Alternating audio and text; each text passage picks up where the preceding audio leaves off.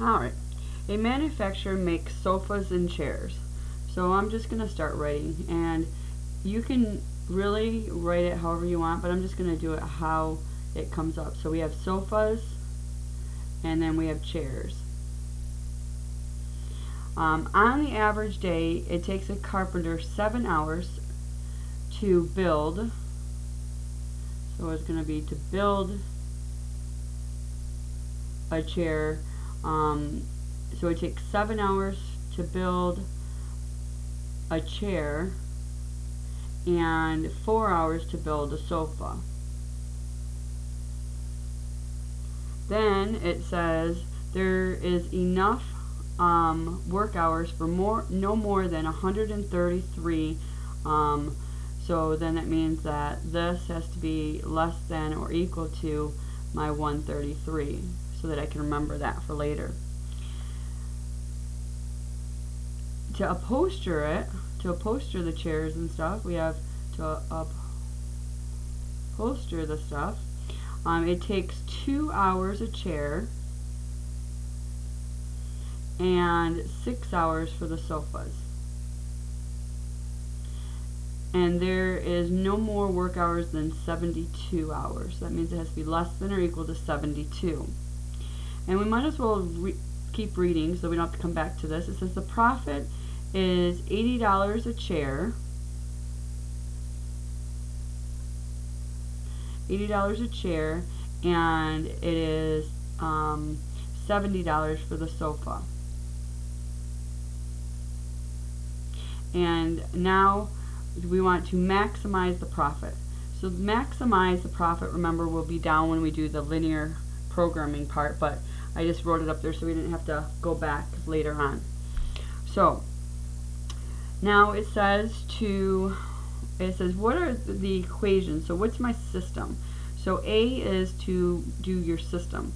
So we have A is, remember, can your sofas and chairs be negative? No. So remember, we have to go towards the total. So I'm just going to call, just for the heck of it, sofas your X and chairs your Y.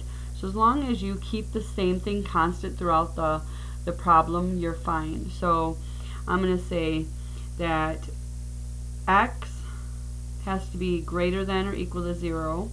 Y has to be greater than or equal to 0. And then our equation is 4x plus 7y is less than or equal to 133. So I have 4x plus 7y has to be less than or equal to 133.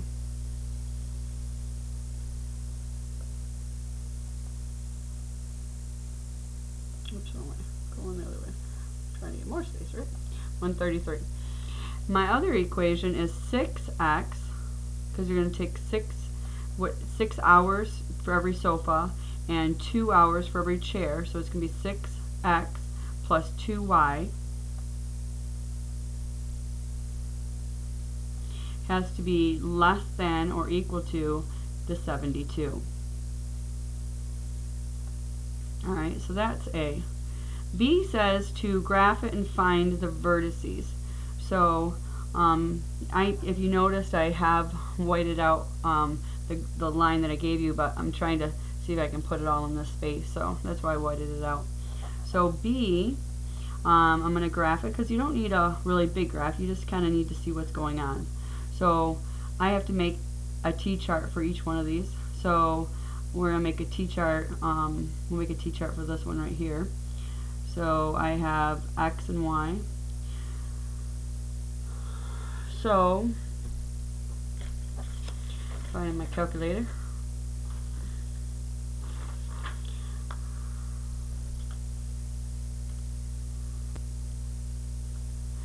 Alright, so if I put in 0 for my X, if that's gone, I'll have 133 divided by 7. Gives me 19. And then if I put a 0 in for this Y, I have 133 divided by 4. Gives me 33.25. So the first one I have is 0, 19. So I'm going to call 19 about right there. And then 33.250. So I'm going to go out here and say that this one is 33.250. So I'm going to connect those dots. Then I have to do a T-chart for the bottom one. So I'm doing the same thing. When x is 0, what is y? So I have 72 divided by 2 is 36. And then what is my x? So I have, if y is 0, so I cover that one up. And then I have 72 divided by 6 is 12. So I go 0 and 36. So 0, this is 19, 36 would be up here somewhere.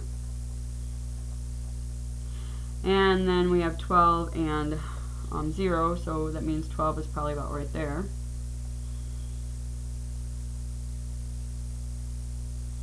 Alright, so now it says that it's less than, like we can't have more work hours, so it's less than, so it's down there. Alright, so what are my vertices? Well, my vertices are right here, so I'm going to actually put, we have our vertices is this point, what intersection, right, the intersection, and this point right there. Those are my 3 vertices. Alright, well, let's find the intersection one then. Let's find the intersection. Well, the intersection, remember, is from these 2 equations and where they intersect. And remember, to find that, you would just have A inverse B, right? So on matrices,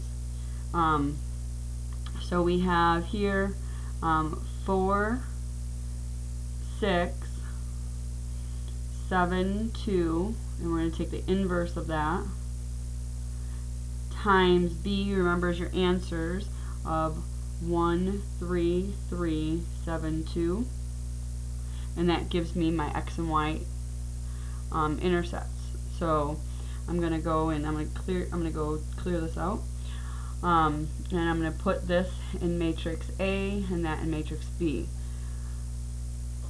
So let's see, I'm going to move it up so I know you can see my matrix. Where's my matrix? Oh, matrix way up there. Okay, so I guess you don't have to have it that high. Alright, so we have matrix, and I'm going to edit A. So A is a 2 by 2, and I'm going to put in 4, 7, 6, 2. Now I gotta, and make sure your 2 is up there. If not, either push enter or move it around. Then go to your matrix again. So I push matrix, and I go to edit, and now I'm going to edit 2, the B, and it is a 2 by 1. So I'm going to scroll down, and I'm going to, so you move in within the matrix by just moving your arrow key. So 1, 2, 2, or 1, 3, 3, or your enter button, and then 72, enter. And I look up here, I recheck them, make sure they're there, and they are. So now I can second quit out of there, and now I want to go matrix A, so matrix A, sorry, just matrix, and then 1, and then my inverse key, and then times matrix B, which is 2, and we get 7, that equals 7/15.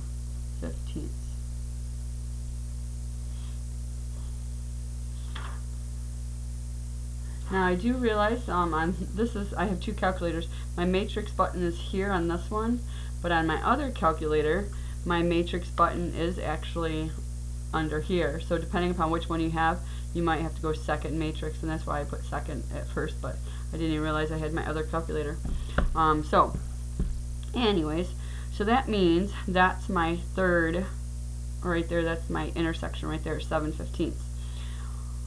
So now let's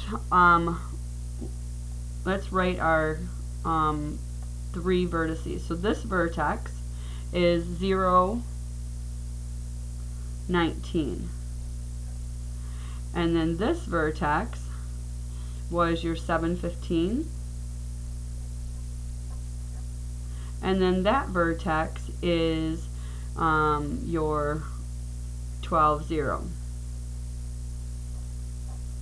Alright. So then it says to apply linear programming. Well, remember what we have to do is we have to take the profit, write an equation. So profit is equal to, you get $70 a chair, so 70x plus $80, $70 a sofa, sorry, but that's still x, and $80 a chair, so that's 80y. And that's what the profit's going to be. So you just have to plug in these numbers and get what it equals. So we're going to say that the profit of here would be 70 times 0 plus 19 times my 80. And then we have $70 times 7 plus, and you probably would have liked me to write 80 times 15. And I probably could have wrote that, but you know it's commutative, but just in case that it is confusing to you, but remember it is commutative, so that would have been okay, but I can change it. 80, 19. Alright, and then we have 70 times 12 plus 80 times 0. So literally just plug these into your calculator and see what they all equal. So your 70 times 0 is 0, and then 80 times 19 is $1,520. The next one is your 70 times 7 plus 80 times 15. That will give you $1,690. And the last one is 70 times 12 plus 80 times 0 gives me $840. So now I just have to look at it and try to find the maximum profit. Well, the maximum profit is right here. So my final thing would be max profit of $1,690 with 7, and remember 7 is my X, so that's my sofas, with 7 sofas, and 15 of my Y's, which 15 chairs. And that is 30.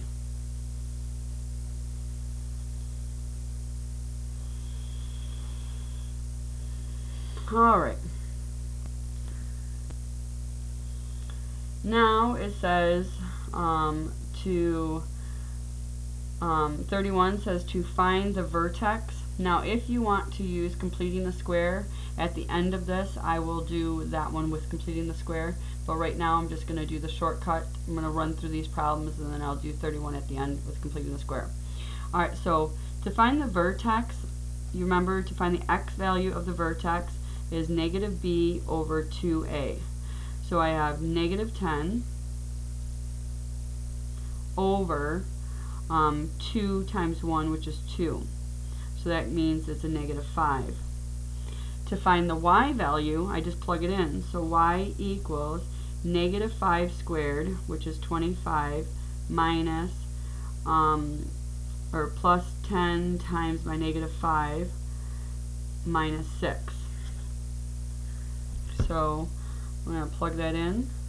So I have 25 minus 50 minus 6 gives me a negative 31.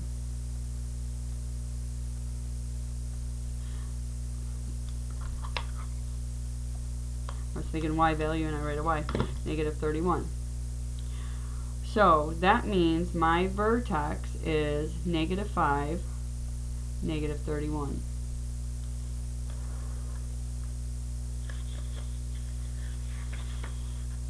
Alright, oops, sorry about that. So now we're going to move on to 32. 32 again is graphing. So if you have a graphing calculator, there are a couple of things. When it says to graph, this doesn't say to sketch, so it means it wants you to graph it. So you want some points in there. Make sure you want to have like your little T-chart, and you want to have some points. So what I'm going to do is I'm going to show you so we don't have to write them all down in here. If you didn't have a graphing calculator, then you want to make sure that you kind of know how to get some points. So you can plug in like 1, and then maybe we can't have 0, right? So you can't, so that won't work for you. So then you'll have to plug in like 2 other points. But let's see. So we have y, and I'm going to clear out my y's. So y equals 1 divided by my x. So that means that it's going to be in these 2 quadrants is what it is going to look like. Alright, so if you go second table on your thing, it's going to give you some points. So, and if you didn't have a graphing calculator, you'd simply just put in maybe the points 1, 2, 3, and then -1, -2, -3. Alright, and you will have to do a graph like one of these on your test that you're taking on Tuesday. So you have the first one, and the nice thing is if you have a graphing calculator, it kind of just tells you the points. So it's 1, 0.5, and then 3 is 0.33 repeating, and then negatives are up top. So -1, -0.5, and then -0.3 repeating. So we have 1, 1. And then 2 and 0.5, and 3 and 0.3. So we know it goes like that. And then my other one, we have -1, -1, -2, and then your 0.5, and then -3, and then 0.33. So we have it like that. And we know that there's asymptotes, so they don't cross these axes ever. Alright? Again, the same thing you want to do here with your graphing your y equals 2x squared. Graph, the difference between graph and sketch is it wants you to have points. So we have here, you want your x and y table, and you want to go 1, 2, 3, and then maybe -1, -2, -3. We'll see if those points are good ones to use. So again, I'm going to go y equals, and I'm going to, now it's 2 divided by x squared. I'm going to graph that, and it tells me that it's going to be in these quadrants. Alright, so I have, I can go to my second table, and I'm going to get some points. Now if you don't have your graphing calculator, remember, you can just go 1 squared is 1, so you have 2 divided by 1, which gives you 2. And then this you'd have 2 squared, so 2 squared is 4, and then you have 2 divided by 4, and that's how you would do these points. Remember, when you do the negative, -1 squared is 1, so that also is going to be 2. So these are all going to be positive numbers. That's why it creates the up here. So you have 1 is 2, 2 is 0.5, 3 is 0.2 repeating.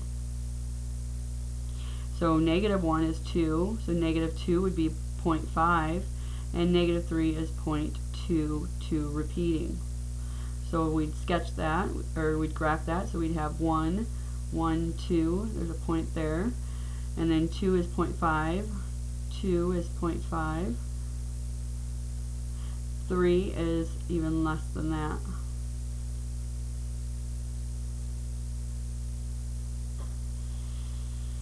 Over here I have -1 and 2, -2 and 0.5,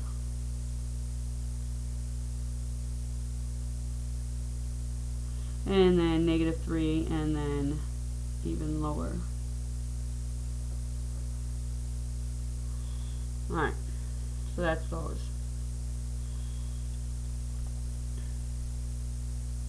So again, remember, it's going to be one like that for your test on, your test that's going to be on next week. Alright, so let's move this up. I might have to fold it, I guess. I'm going to fold this real quick so I can do the others. Alright, here we go. Alright, solve. We have 3/2 x is equal to 9. So to get rid of this on this side, we have to multiply by the reciprocal. So we're going to multiply both sides by 3/2 because x is on the top, so we can do that. We're going to multiply by 2/3.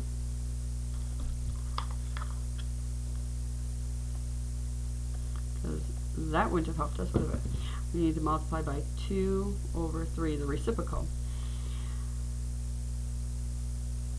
So these cancel out, right? That's why we have to have 2/3. So your 3's cancel out, your 2's cancel out, leaving us just with x. And then now you have 9 times 2, which is 18/3. So 18 divided by 3 is 6. So x equals 6. When you have, like on 35, you have 6x equals 8. Well, x is on the bottom. So now to get x not on the bottom, we're going to multiply both sides actually by x. So x now will become, this is gone on that side, so that's just 6. And the other side is 8x. And then I would divide by 8. So x is equal to 6/8, which reduces,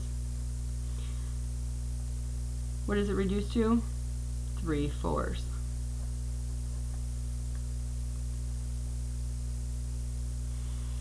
You'll have another problem like this, 36 on your test. And if you're still with me at the end, I'm going to kind of tell you what's on that short answer part, what numbers to focus on. So we have here 36 is, we're going to solve this out. So we have 8, and then this negative goes to all of them because it's like -1. So it's negative x minus 7 is less than or equal to 1. Combine like terms, so 8 minus 7 is 1. So I have negative x plus 1 is less than or equal to 1. Subtract 1 from both sides. I have negative x is less than or equal to 0. And then I'm going to divide by a -1. Well, when I divide by a -1, I get x. I have to flip the signs because I'm dividing by a negative. And then 0 divided by a -1 is still 0.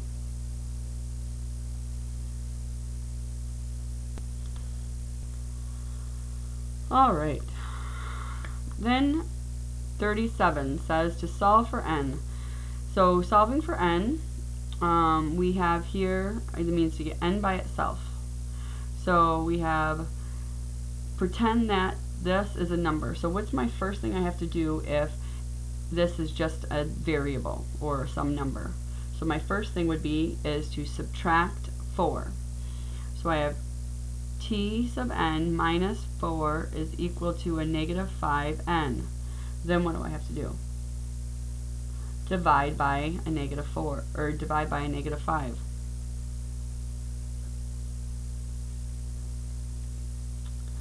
Alright, on this side though, I have a negative on the bottom. I don't want that on the bottom, so I am actually going to multiply the top and bottom by a -1.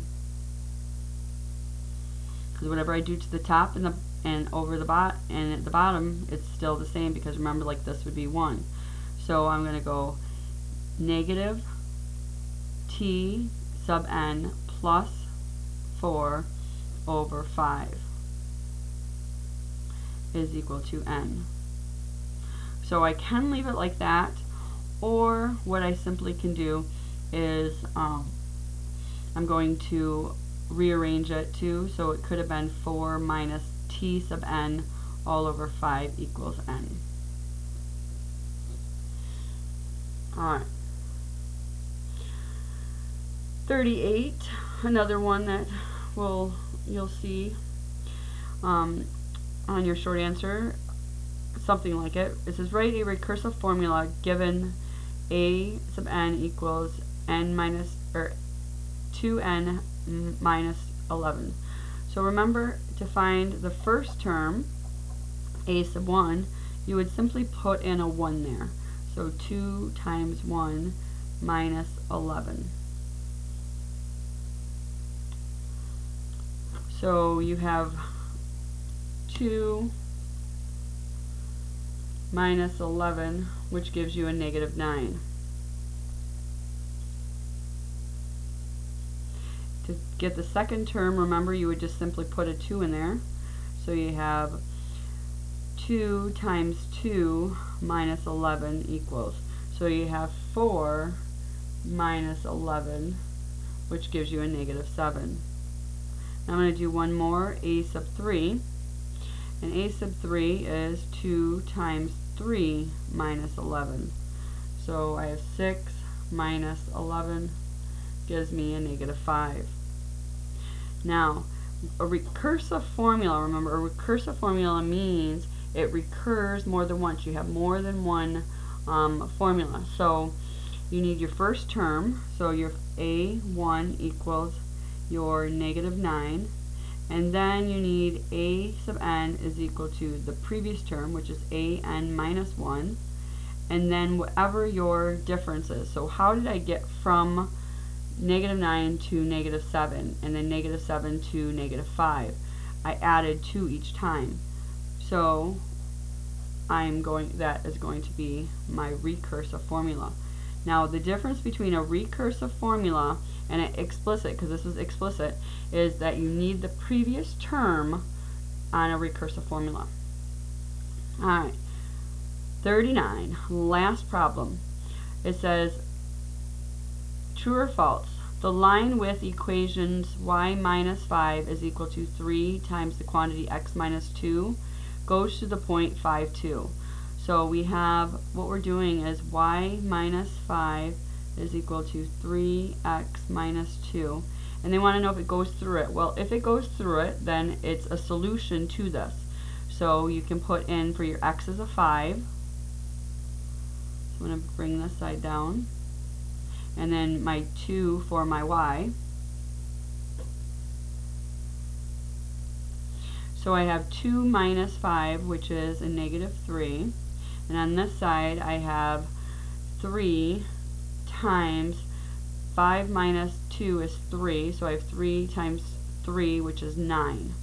Well, negative 3 does not equal 9, so it's no. So that's false. Alright. If you want to see that completing the square, keep watching.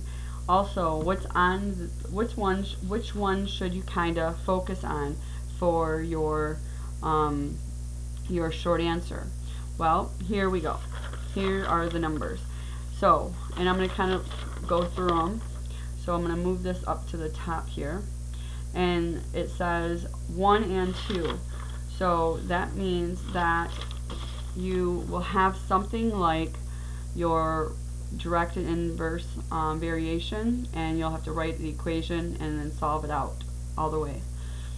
Alright, then it says 4e and g. So something about writing an equation with perpendicular lines, or talking about perpendicular slopes. And then g, remember g was the equation given the baskets and how much would it cost. So something to that with a linear relationship. 1 like 5. So, but it's not going to be sketch. It's going to actually be the graph type. All right. So it's going to be a graph. So it's going to be more like instead of saying it's like 5, it's probably more like that last page. So more like 32 and 33. So I'm going to put 32 and 33 because it's graph. It's not It's not just sketch it. You need points. Alright, 11.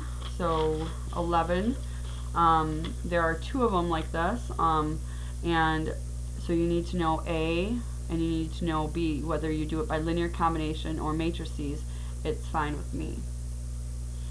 18, where's 18? 18, so it's going to be something like one of these, you know, so or a couple of these, so make sure you know how to solve out the equations. 36, 36 was also a solving, and then 38 where you have to do, given the recursive formula, finding a term or writing a recursive, so given an explicit, find the 30th term or whatever, or so how would you find the 30th term? You'd plug in 30 for n, is right. So that's kind of what you'll have to do with those. If you know those ones, that's what's on the short answer. All right. Well, we will see you on Tuesday. Stay tuned if you want to do the one with completing the square. All right. Let me grab that for completing the square. So completing the square, we were going to do 31, but we're going to find the vertex of 31 by completing the square. So I have y equals, so I have 31 is y equals x squared plus 10, x squared plus 10x, and I believe it was plus 6. Let me see if I was right. Oh, minus 6. That would be not a good thing. Minus 6.